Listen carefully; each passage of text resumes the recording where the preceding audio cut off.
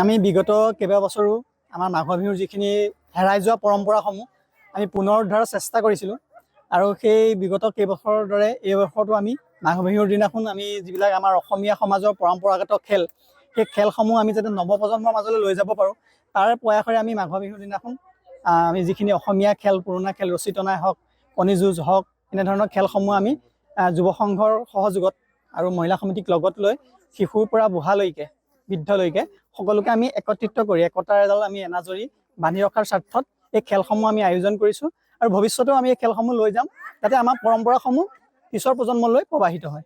আচ্ছা, জয় জয়তে আমি সকলোকে ভোগালী বিহু শুভেচ্ছা জনালোঁ।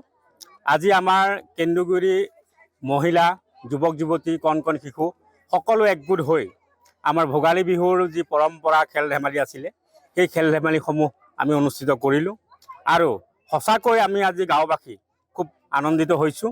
আমাৰ আই মাতৃসকল যুৱক যুৱতীসকল কণ কণ শিশুসকলে ইয়াত খেলা ধূলা কৰি যথেষ্ট উপকৃত হৈছে। আমাৰ বিহু পৰম্পৰা তেওঁলোকৰ ধৰি ৰখাৰ ক্ষেত্ৰত আমাৰ ভৱিষ্যত প্ৰজন্মই যাতে আগবাঢ়ি যায় সেয়া আমি কামনা কৰিছোঁ। আজি আমি ইয়াতে অনুষ্ঠিত কৰিলোঁ কলত বগোৱা খেল, ৰছী টনা খেল, কণী যুঁজ, টেকেলি ভঙা, আমাৰ শিশু আৰু যুৱতীৰ কাৰণে আমি মিউজিকেল চেয়াৰ আৰু আমাৰ যি পৰম্পৰা আমাৰ এনেই সৰু সৰু ল'ৰা ছোৱালীৰ কাৰণে আমি বিভিন্ন ধৰণৰ খেল অনুষ্ঠিত কৰিলোঁ। সকলো উৎফুল্লিত হৈছে। আমি আশা ৰাখিছোঁ আমাৰ গাঁওবাসী সদায় এনেকৈ একত্ৰিত হৈ ভৱিষ্যতেও ভোগালী বিহুৰ পৰম্পৰা ৰক্ষা কৰিব আৰু সকলো শান্তি আৰু সম্প্ৰীতিয়ে বাস কৰি থাকিব।